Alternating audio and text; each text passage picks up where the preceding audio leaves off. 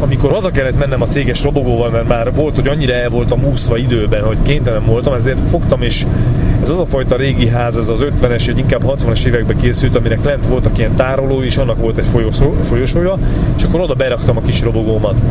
És lakott egy rendkívül szimpatikus öreg ember a földszinten, akinek ugye mindig előre köszöntem, és amikor a robogómat elkezdtem ott tárolni, akkor az egyik nap azt mondta, hogy fiatalember, ki fogom szurkálni a gumiját a motorjának, ha nem viszi el innen, és akkor én azt mondtam, leküzdve teljes lelki nyugalmamat, hogy a kurva anyádat, vén faszapó, ha hozzányúzt, letöröm a kibaszott ujjaidat. És akkor onnantól kezdve kurva nagy elkussolás volt, akkor onnantól kezdve nem kezdett el ugatni, és akkor én meg onnantól kezdve kurvára kezdtem nem köszönni ennek a sok faszapónak, ugyanis ha megfigyeled egy ilyen lakóközösségbe vagy, akkor ott egy csomó szarházi azzal foglalkozik, hogy hol köthet beléd. Ha egy ilyen ricsajózó, ordibáló, sörös üveget dobáló paraszt vagy, aki állandóan bulizgat, esetleg cigány vagy, akkor nagyon erős bekussolás van, akkor nem foglalkoznak veled, de ha normálisan viselkedsz, meghúzod magad, akkor azonnal ugatnak. Ez például a jelen példa most, ahol lakunk, itt van egy belső kert, és az asszony sétáltatta a gyereket a belső kertben, azért nem vitte ki kívülre, mert a ház itt körbe van, és nem fújt a szél. És a gyerek még kicsi, a szipoly, és zavarja a szél. Kapkodja a levegőt, tehát neki ez még furcsa, még nagyon kicsi. Most mondjuk 7 hónapos, de ez mondjuk volt másfél hónappal ezelőtt.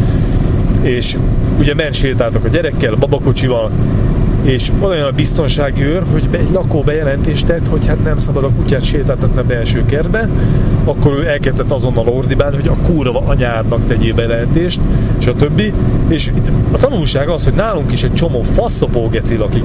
Dobálják a csikkeket le a kertbe, ledobja a büdös paraszt, a karácsonyfát bebassza a belső kertbe, a ház közé, és ott rohad azóta is karácsony óta, senki nem vitt el onnan.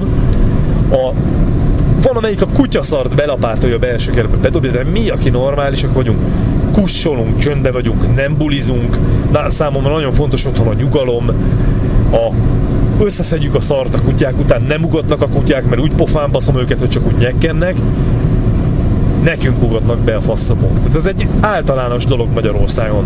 Mindenhol, úgyhogy akkor rászoktam erre, hogy nem köszöngetek. Na, a másik házban, a Kőbányaiban, amely 10 emeletes volt, és lifttel vittem fel a motort harmadikra, az úgy nézett ki, hogy föl kellett állítani a robogót, és úgy tudtam betolni.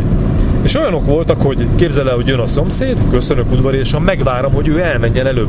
De akkor jön a másik kibaszott szomszéd, és azt is megvárom.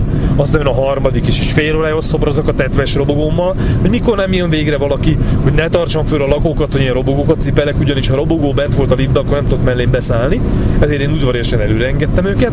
És volt olyan, hogy azt mondja a lakó, hogy nyugodtan vigye föl előre, majd megvárom. És utána másnap jön a közös képviselő, hogy képzelem ezt, hogy a lakók előtt betolom a robogómat, és a robogómat a lifttel szállítgatom. Ilyen típusú, vagy ilyen szintű féreg emberek vannak. Hogy a szememben nyugodtan vigye előre, fiatal embere, megvárom, és utána megy rinyálni a közös képviselőnek. Hát ezeket pofán kéne rúgdosni, mind ilyen szar emberek vannak körülöttünk. Ezért elkezdtem kurvára leszokni erről, hogy köszöngetek mindenkinek, meg én vagyok a jó pofi, meg én hunyászkodok meg minden szarjankó előtt. Most úgy vagyok vele, hogy szól valamit, elmet a tetves kurva anyjába. És sajnos ezt a módszert kell alkalmazni mindenkinek és minden én köcsöggel szemben, mert máshogy ezekkel nem lehet beszélni, másból ezek nem értenek a szép szóból. Nézd meg, az edző válaszolt. Értenek abból, hogy te figyelj, írtam neked egy könyvet, mert jó fej vagyok, ingyen itt van, töltsd le, hogy tanuljál testépítést, és ne kelljen kérdezned, ne kelljen megvárnod a választ, mire én ráérek válaszolni, hanem itt van, megcsináltam előle, értenek belőle, leszarja. Hát ilyenek az emberek.